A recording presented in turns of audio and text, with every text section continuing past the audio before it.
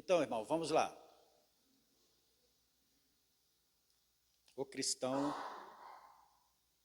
e o dinheiro. Tema muito difícil.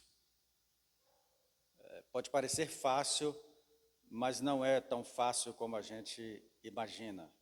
E aí, inclusive, quando você vai pesquisar um pouquinho, para vir aqui falar com vocês, aí você percebe que o negócio é mais difícil ainda, muito mais difícil. Mas vamos lá, à luz da Escritura, dentro da nossa capacidade, né, daquilo que a gente pode aprender aqui hoje. Bom, o tema dinheiro na Bíblia é tratado mais de 2.500 vezes. Então, só para você ter uma ideia como é um tema tratado tanto no Antigo Testamento quanto no Novo Testamento, alguns biblistas e intérpretes da Escritura, tradutores, dizem que o tema que Jesus mais falou foi sobre dinheiro. De todos os temas, foi aquele que Jesus deu a maior atenção. E para a gente começar aqui a nossa reflexão, e para que a mente da gente vá entrando dentro do assunto, eu gostaria de começar lendo um artigo, só uma parte de um artigo, que eu pensei da revista Cristianismo Todo Dia, que é em inglês, né? Christianism Today, é isso nosso... Tá certo? Muito obrigado, Daniel. E o autor desse artigo na revista cristã, ele diz o seguinte, abre aspas, vivemos numa era de loucura por dinheiro. Livros e revistas sobre dinheiro estão sendo vendidos e extremamente bem. Centenas de especialistas estão prontos para lhe dizer, mediante o pagamento de uma taxa, é claro, como ganhar dinheiro, como mantê-lo e como usá-lo para ganhar mais dinheiro ainda. O que os cristãos deveriam fazer com tudo isso? Ele continua. Vimos que os líderes cristãos, ao longo dos séculos, vimos como os líderes cristãos, ao longo dos séculos, encararam o dinheiro. As várias teorias cristãs sobre o dinheiro levantam uma cacofonia confusa, diferindo na interpretação bíblica básica e nas visões fundamentais da sociedade bíblica, da sociedade humana. Veja a passagem bíblica onde Jesus ordena ao jovem rico, todo mundo se lembra, que venda o que tem e dê aos pobres antes que torne um discípulo. Aí ele diz, essa foi uma ordem para todos os cristãos em todos os lugares ou foi apenas para aquele rapaz? Ele pergunta ainda, isso se aplica apenas àqueles que permitem que o dinheiro se torne o seu Deus? Mas o que significa o dinheiro se tornar seu Deus? Isso acontece com os cristãos hoje? Se a ordem de Jesus se aplica aos crentes de hoje, é algo que a igreja deve legislar ou meramente exortar ou encorajar? E o que fazemos com a culpa que resulta dessa insistência? E falando em resultados, o que aconteceria se todos os cristãos vendessem tudo e dessem aos pobres? O que isso faria com a estrutura da sociedade? Serviria isso para tornar a sociedade menos cristã, mais cristã? Porque removeria os crentes das fileiras dos ricos e influentes. Ou seria um testemunho poderoso da devoção dos seguidores de Cristo? Aí ele diz, você entendeu a ideia? Acrescente-se a isso a confusão que a própria Bíblia parece apresentar sobre algumas perspectivas variadas sobre a riqueza. Por exemplo, o Antigo Testamento, em particular, mostra a riqueza como um sinal de bênção de Deus. Já o Novo Testamento, Jesus disse, tome muito cuidado com a riqueza. Além disso, considere que a Bíblia foi originalmente escrita para pessoas em situações bastante diferentes da nossa. O Israel do Antigo Testamento era teocracia. E até que ponto podemos aplicar diretamente os seus princípios econômicos às nossas estruturas sociais? Os crentes do Novo Testamento eram geralmente pobres e perseguidos. Poderemos aprender como fazer escolhas econômicas na nossa sociedade democrática a partir de princípios escritos para pessoas que praticamente não tinham poder político? As visões cristãs modernas sobre o dinheiro respondem a essas questões de maneira diferente. Alguns se concentram mais no ensino do Antigo Testamento, outros no Novo Testamento, outros mais sociais. Alguns veem a igreja como agente transformador dentro da sociedade, trazendo o reino de Deus, e outros veem a igreja como separada do mundo, aguardando silenciosamente o regresso do Senhor. Fecha aspas, só até essa parte aqui do comentário da revista. Uma boa introdução para a gente pensar um pouquinho sobre a questão do dinheiro. Porque às vezes pode ser que você esteja sentado aí e pensando, bom, o pastor Eliel vai definir e eu vou sair daqui sabendo tudo sobre dinheiro, né? Não, a gente vai sair com muitas dúvidas ainda, muitas dúvidas. Ouvi alguns pastores, ouvi pessoas da área, para que tivesse um pouco de compreensão melhor sobre isso, e são variadas as interpretações, inclusive dentro do meio cristão, cada um considera uma forma diferente de como lidar com a questão do dinheiro. O certo é que todos os dias nós estamos lidando com dinheiro, seja Pix, seja ouro, seja prata, enfim, estamos sempre lidando com isso. E é muito sério, Santo Agostinho diz que na sua época, os cristãos não entendiam muito bem a relação entre a riqueza e a pobreza, e chegavam a dizer o seguinte: o reino dos céus será dos pobres, dos famintos. Os ricos são todos maus, avarentos, como aquele rico da parábola. Esse era um tipo de ver a riqueza na época de Santo Agostinho. Só para vocês terem uma ideia. Hoje, na nossa sociedade mesmo, nós temos igrejas onde o dinheiro é algo que se mais fala. Tem cultos que você entra e são preparados, você tem 40 minutos de fala sobre dinheiro em um culto. Outros não falam absolutamente nada sobre dinheiro. Como é que nós podemos lidar com o dinheiro que eu acredito que já pregou peças em quase todos nós? Quem aqui já não levou um tombinho, por menor que seja, ao lidar com dinheiro?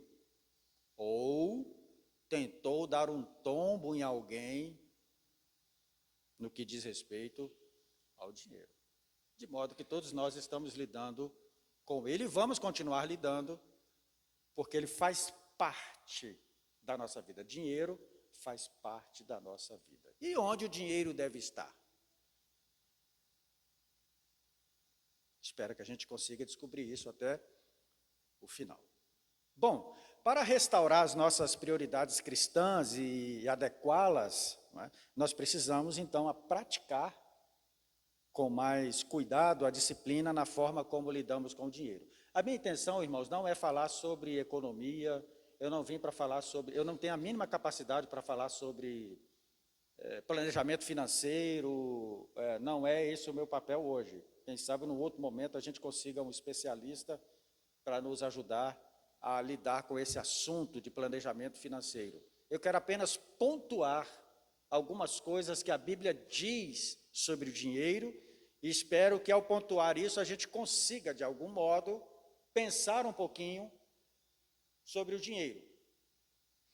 Porque já dizem que todos nós pensamos em dinheiro, né? Os ricos pensam em dinheiro o tempo todo, porque têm, estão lidando com ele, e os pobres também estão pensando o tempo todo, porque não têm.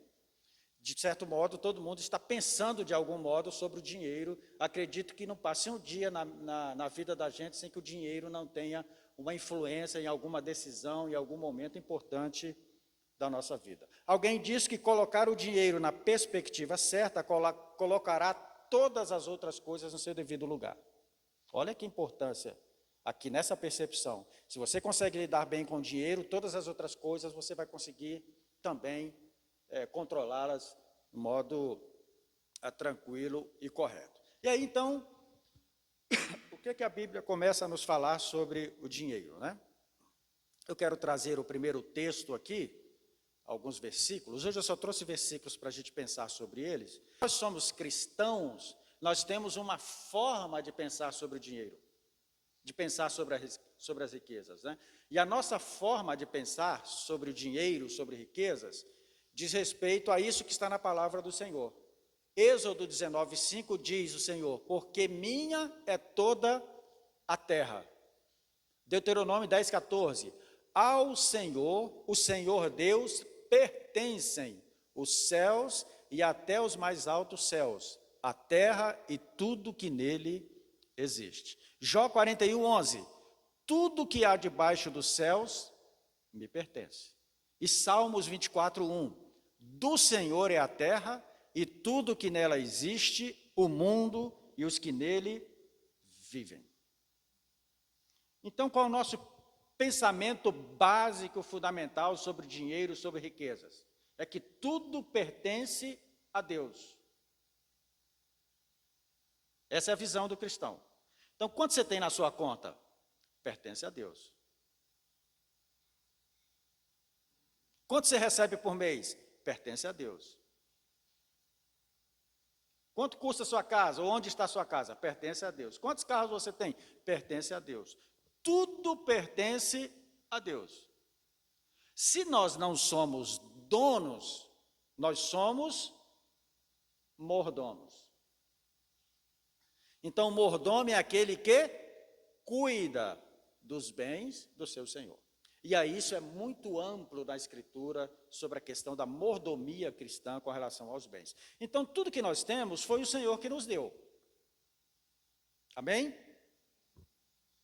Dúvidas com relação a isso? Não. Ah, mas eu estudei. Mas foi Deus que te deu força para estudar. Ah, mas fui eu que negociei. Deus que te deu força e inteligência. Ah, mas foi você. Mas Deus é dono de tudo. Deus é dono de todas as coisas. Esse é um princípio básico para o cristão, fundamental.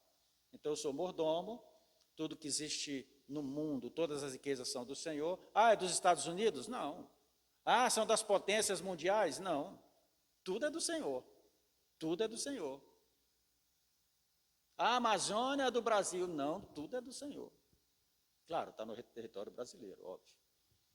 Mas tudo é do Senhor, os céus, a sua vida é do Senhor, a minha vida é do Senhor, a nossa vida, o oxigênio que está nos alimentando agora é riqueza de Deus para a nossa vida.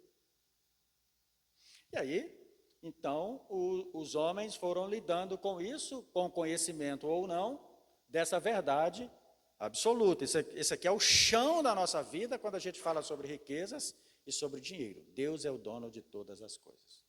Salomão, o homem mais rico da história, a gente se gaba muito, né, dos nossos bilionários, parece que já tem trilionários, eu não sei, alguém pode me dizer?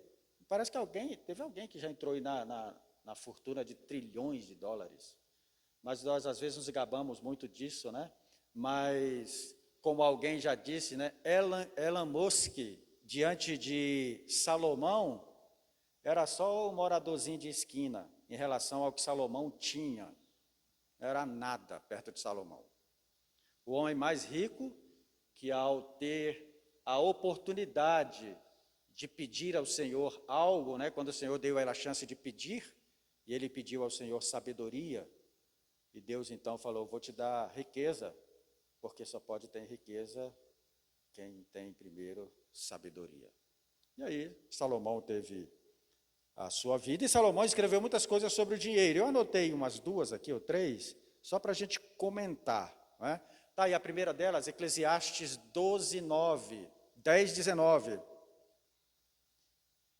O dinheiro é resposta para tudo, disse Salomão. Para rir é que se dá banquete, o vinho alegra a vida, e por tudo o dinheiro responde, ou numa tradução mais atualizada, o dinheiro é a resposta para tudo. O que você acha dessa fala do Salomão?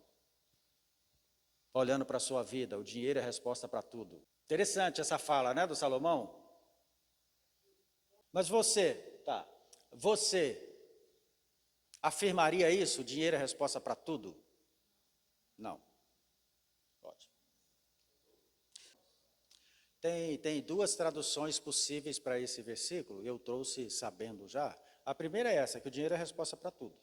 De certo modo, sim, de certo modo, não, né?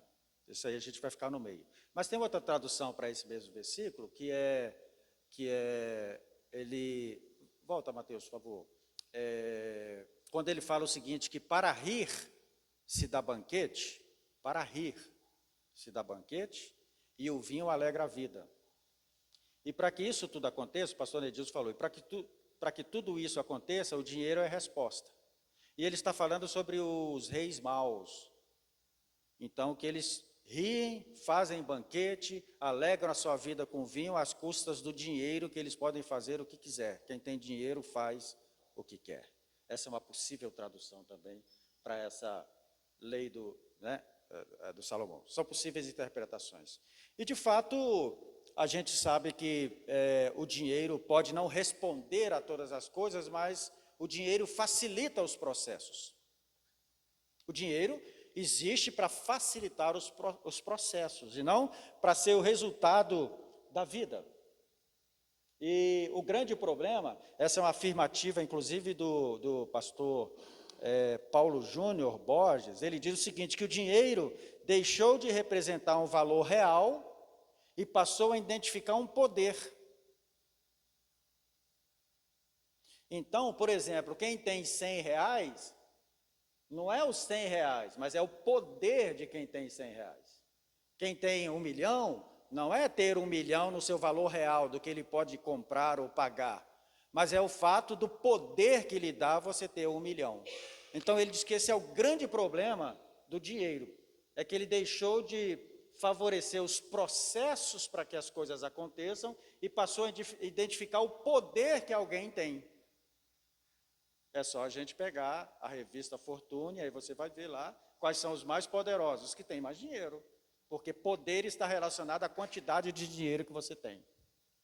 O Paulo Júnior ainda, continuando, ele diz o seguinte, que a teologia da prosperidade, que é muito comum ainda entre nós, esteve mais efervescente aí as décadas passadas, essa teologia matou a semente ou o germe da generosidade. Porque quando eu quero adquirir e acumular, eu mato a generosidade, que é o dá e dá. Então ele diz que esse é o problema que nós enfrentamos com o dinheiro. Mas vamos mais à frente, que a gente ainda quer discutir um pouquinho. Vamos outro texto de Salomão ainda. Quem ama o dinheiro não se fartará de dinheiro. Olha que coisa. Quem ama o dinheiro não se fartará de dinheiro. Nem o que ama a riqueza se fartará do ganho. Também isso é vaidade. Então, eu tenho, quero mais, nunca vai, isso nunca acaba, Nunca acaba. Você sempre quer mais, está dizendo Salomão, e você nunca se farta, nunca está satisfeito. Uma outra fala sobre o dinheiro no Antigo Testamento também, está em 7:12, Eclesiastes 7:12 diz, porque a sabedoria serve de defesa, proteção, como de defesa serve o dinheiro.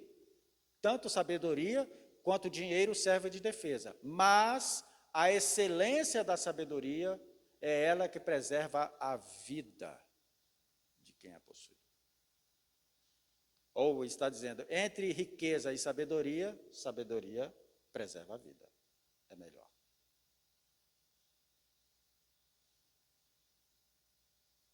Escute bem o que a gente está falando aqui hoje, tá bom? Pode tomar bastante cuidado.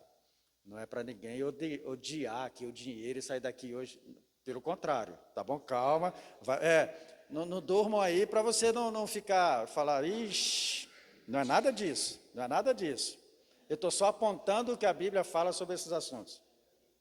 Isaías 55:2.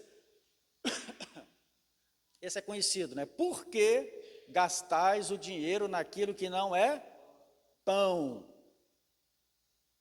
E o produto do vosso trabalho naquilo que não pode satisfazer. Essa é uma pergunta muito importante, né? Porque gastar o dinheiro naquilo... Quando a palavra pão, eu esqueci aqui qual o sentido dela no hebraico, eu esqueci de anotar, mas não é efetivamente só o pão do ponto de vista do que enche a barriga, mas é tudo aquilo que diz respeito à vida. Porque você gasta dinheiro naquilo que não diz respeito à vida, ao bem, aquilo que vai alimentar você, que vai alimentar a sua família, que vai alimentar o seu crescimento, que vai alimentar tudo que diz respeito à sua vida e o que está perto de você, tá bom? É uma pergunta. O outro versículo muito interessante também sobre o dinheiro, numa outra perspectiva, Amós 2:6. Assim diz o Senhor, por 3 transgressões de Israel, sim, por 4, não retirarei o castigo, porque vendem o justo por dinheiro e o necessitado por um par de sapatos.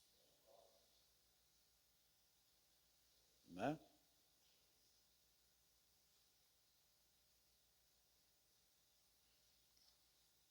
Alguém disse que o dinheiro é um mestre blasé. Blasé é uma palavra não muito comum para nós, que significa é um mestre indiferente, totalmente indiferente, não quer nem saber. E ele diz o seguinte, nós podemos ter pressa em acumulá-lo, mas ele não tem nenhuma pressa, uma vez que sabe do fato irredutível da nossa realidade, porque o dinheiro compra tudo, menos a eternidade. A senhora absoluta da vida não é o dinheiro, é a morte. Achei isso maravilhoso. O dia que você for, você pode ter o dinheiro que for, você vai, ela é a senhora do destino, é a senhora da sua vida, é onde nós vamos terminar. Desculpe dizer isso, mas esse é o caminho. Então vamos lá, qual é a atitude do cristão com relação ao dinheiro, né? Qual deve ser a atitude do cristão? A primeira eu pensei aqui do apóstolo Paulo, é Filipenses 4, 12, 13. Sei o que é passar necessidade, e sei o que é ter fartura. Aprendi o segredo de viver contente em toda e qualquer situação, seja bem alimentado, seja com fome, tendo muito ou passando necessidade, tudo posso naquele que me fortalece. Eu acho que todo mundo se identifica com esse versículo, com essa fala do Paulo. Não é? Não? O Júnior não. O Júnior nasceu em berço de ouro. Os outros aqui mais pobres já passamos assim, não é? Por realidades difíceis, aí você olha e diz assim, eu já sei eu sei o que é passar fome, não ter, e hoje não tenho muito, mas tenho um pouquinho, já sei conviver com essas circunstâncias, né? Com essas situações. Irmãos, não é errado ter muito dinheiro, tá bom? O cristão pode ter muito dinheiro? Pode. E não é pecado ser pobre, e nem falta de fé ser pobre. A gente precisa entender isso. Inclusive, nós temos um problema social muito grande, que reverbera nisso aqui, é um problema, que é a separação de pobres e ricos. Se eu sou pobre, eu odeio o rico. E se eu sou rico, eu não quero saber do pobre. Mas a Bíblia não diz isso. A Bíblia não fala sobre isso. Tá? Então, existem os ricos, são importantes para a sociedade, são importantes para o convívio social. Quem é que dá emprego, quem favorece, quem é que pode alimentar, abrir porta de trabalho, se não for alguém que tenha. Não tem nenhum problema nisso. E os pobres também existem, e tem mais, Jesus falou, sempre vai existir pobre. Sempre. Agora, essa coesão é onde a gente tem que chegar. Esse equilíbrio, esse lugar onde não é o dinheiro nem a riqueza que manda, mas o coração e as minhas ações. Tanto do pobre quanto do rico. Então a Bíblia nos ensina a viver contentes em todas as situações, seja na pobreza, seja na riqueza. Porque nós também conhecemos pessoas que eram pobres e ficaram ricas, e conhecemos pessoas que eram ricas e ficaram pobres. A vida conta essas histórias.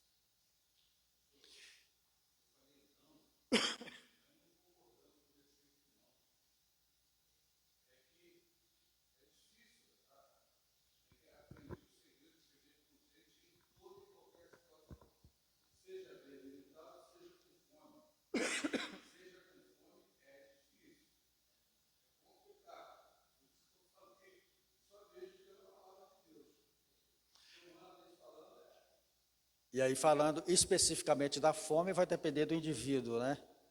Tem uns que não aguentam passar fome, tem uns que passam fome mais fácil. Mas é isso aí, Júnior. Mas o Paulo diz que aprendeu, então a gente pode aprender também. Se é coisa que se aprende, então é só exercitar as faculdades mentais, emocionais e, acima de tudo, as espirituais. Bom, Jesus tem uma fala muito importante sobre isso, que vocês conhecem, e é muito forte, essa fala de Jesus sobre o dinheiro. Ele diz, ninguém pode servir a dois senhores. Olha só, ninguém. Quando Jesus fala ninguém, é nenhuma pessoa pode servir a dois senhores. Porque ou há de odiar a um e amar o outro, ou há de dedicar-se a um e desprezar o outro. Não podeis servir a Deus e as riquezas. Ele não está falando que não podeis ter riquezas. Ele está dizendo, não podeis servir a Deus e se tornar servo do dinheiro. Ou numa tradução na atualizada, se não me engano, ele vai dizer, não podeis servir a Deus e a Mamon. Que na verdade Jesus qualifica o dinheiro como uma entidade espiritual. Que na Bíblia é a única entidade espiritual do qual pode concorrer do seu amor a Deus.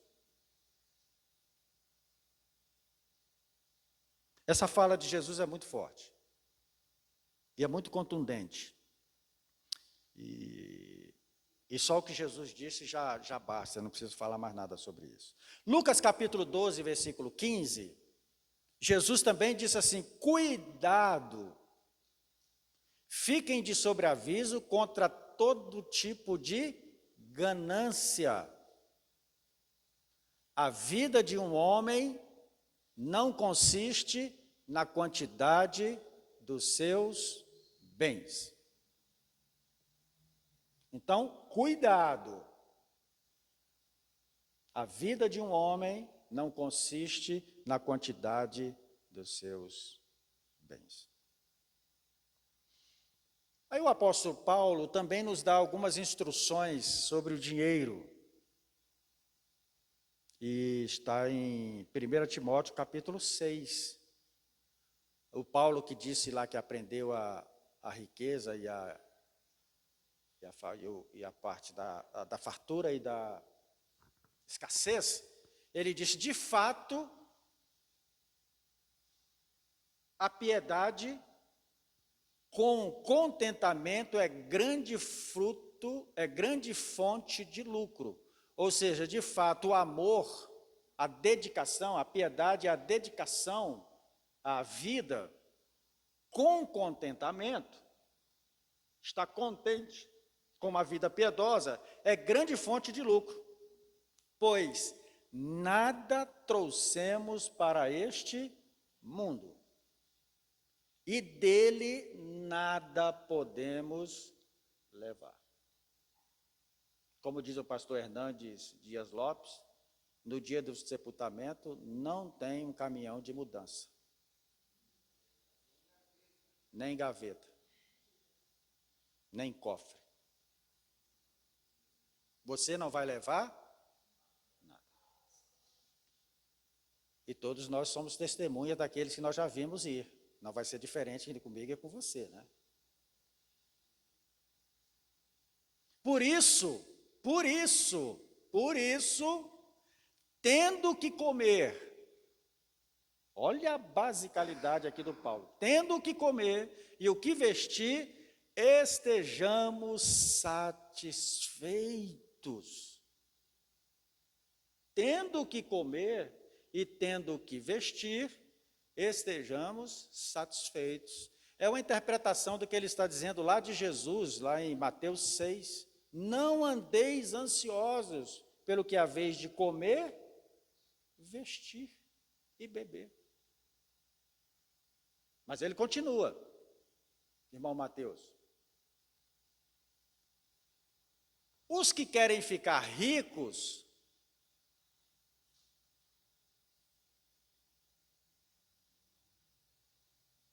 caem em tentação. Então imagine você querendo ficar rico e tendo de orar o Pai Nosso. Eu quero ficar rico, Senhor. Aí o Paulo diz, é uma tentação. Aí você ora, não me deixe cair em tentação, mas livra do mal.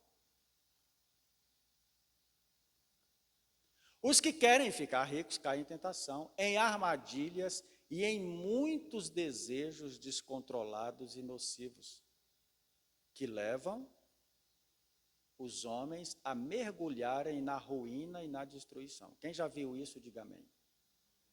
Pois o amor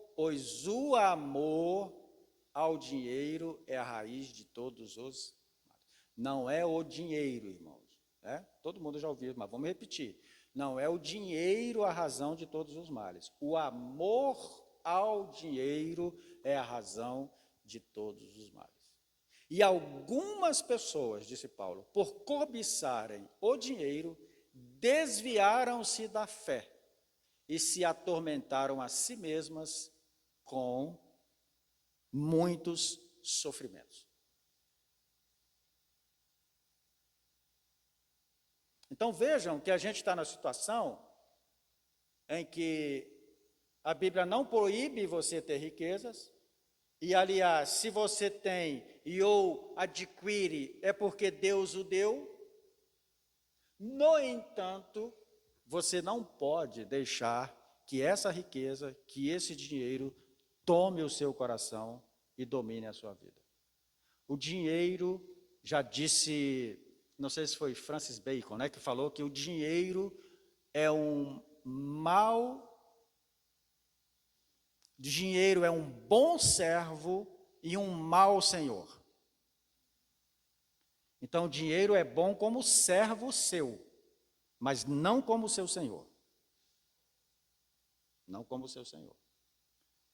E aqui entra a grande demanda da nossa vida, né? Porque o ser humano caído, corrompido, o desejo dele é fazer tudo para que tenha riquezas. E olha que a Bíblia está tratando aqui, estamos tratando de riquezas que foram adquiridas honestamente. Não estamos nem falando daquilo que foi de modo escuso. Está falando da riqueza adquirida, resultado do trabalho honesto, desenvolvido por alguém ao longo da sua vida e da sua caminhada. Então, essa é uma mensagem muito importante para nós pensarmos sobre isso. Vamos a um outro texto da Escritura. Paulo, novamente. Esse texto é interessante. Sempre que nós lemos esse texto, a gente lê só a primeira parte e não lê a segunda parte. Ele diz assim, fazei morrer. O que é fazer morrer? Matai a vossa natureza terrena. E aí ele diz, prostituição, impureza, paixão, lasciva, desejo maligno e avareza. Estão juntos, porque é idolatria. Por essas coisas é que vem a ira de Deus sobre os filhos da desobediência. Normalmente a gente trata só dos fatos da sexualidade, e para aí. Mas ele completa, e avareza, que é idolatria. Fica triste não, irmão, vamos continuar, já estou terminando.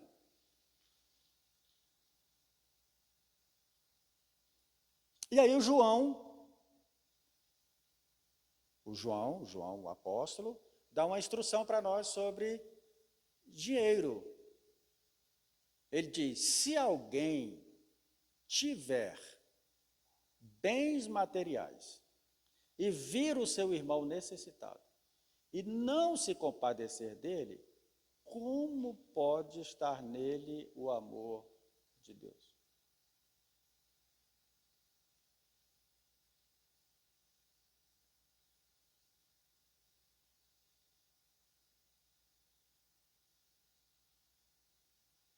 Então, se alguém tiver bens e vir o seu irmão necessitado e não se compadecer dele, como isso pode estar nele o amor de Deus? Então, irmãos, nós temos aqui uma coisa muito séria e importante para as nossas reflexões. E eu vou... Uma coisa eu já falei aqui, que eu já vou terminar. Então, o dinheiro deve servir e não governar. Tá bom? Guarde isso. O dinheiro deve servir e não governar. E a última que eu vou deixar para vocês é do John Wesley. John Wesley, que foi um pastor, missionário, pregador inglês do século 19, né? 19. Obrigado, pastor Everett. Do século 19, ele falou muito sobre a questão do dinheiro, estudou muito sobre isso, ele deixou 3 máximas. Põe aí para nós, Mateus, por favor. A próxima. Ganhe o máximo que puder. Poupe o máximo que puder. E doe o máximo que puder. Acho que é um bom resumo. Ganhe o máximo que você puder. Poupe, porque nós descobrimos que isso é muito importante. Muito importante. Poupe o máximo que puder e doe o máximo que puder. Eu gostaria de terminar dizendo o seguinte, irmãos, a Bíblia não recomenda e não disse em lugar algum para você pegar todas as suas coisas e doar. Tá bom? Então não é para você pegar tudo que você tem e doar. Mas é aquilo que você pode doar. E aquilo que para você já está além do que você precisa. Se você tem coisas além do que você precisa, é porque não eram para estar com você. Esse é o princípio básico. Se tem coisas com você além do que você precisa, é porque não eram para estar com você, é para ser compartilhado. É para ser redistribuído. Por quê? Porque tudo é do Senhor. Se tudo é do Senhor, então às vezes há um problema na balança. Porque que tem muito aqui e pouco aqui, tem um problema na balança. Isso aqui dá uma discussão enorme e tal, mas é mais ou menos essa a ideia, mais ou menos essa a ideia, se é tudo do Senhor. Então, trabalhe, estude. Quem não tem ainda um trabalho, arrume uma profissão, coloque na sua cabeça que você precisa trabalhar. Trabalhar é uma das funções mais importantes do ser humano. Ninguém pode viver sem trabalhar. Saia das custas dos outros o mais rápido possível, seja do seu pai, da sua mãe, do Estado, seja do que for. Saia o mais rápido possível. Isso é só para você passar um tempo enquanto você se organiza. Porque o bom da vida, diz Salomão, é você trabalhar, ganhar e desfrutar do que você ganhou. Agora, existem percalços na vida, e nós passamos por dificuldades. E quando passamos por dificuldades, nós temos pessoas para nos ajudar.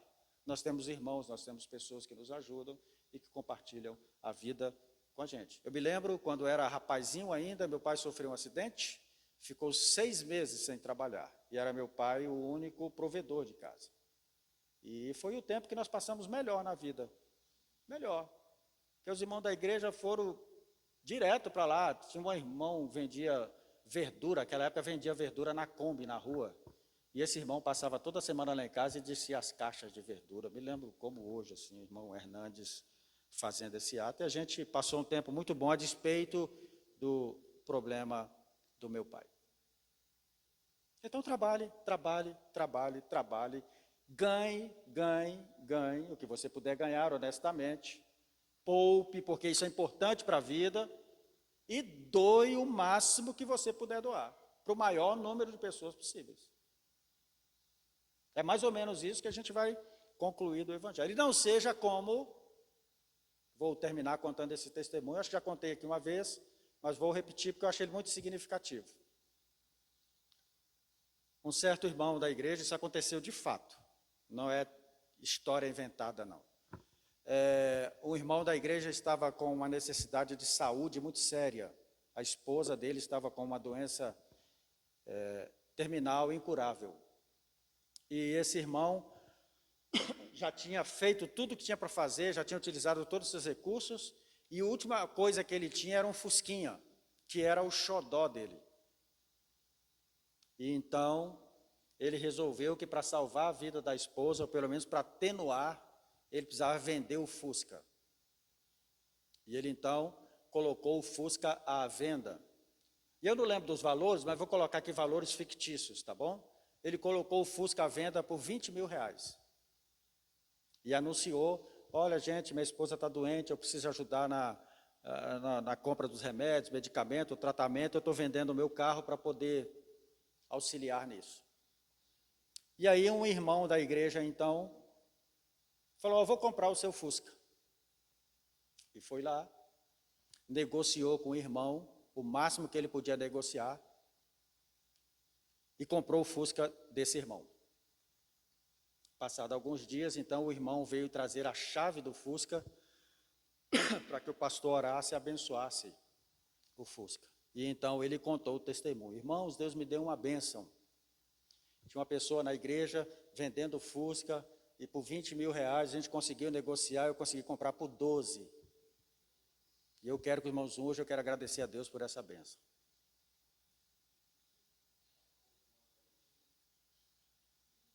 Né? É isso que Jesus está falando. Então você pode ter a riqueza, mas você não pode amar as riquezas. Amém?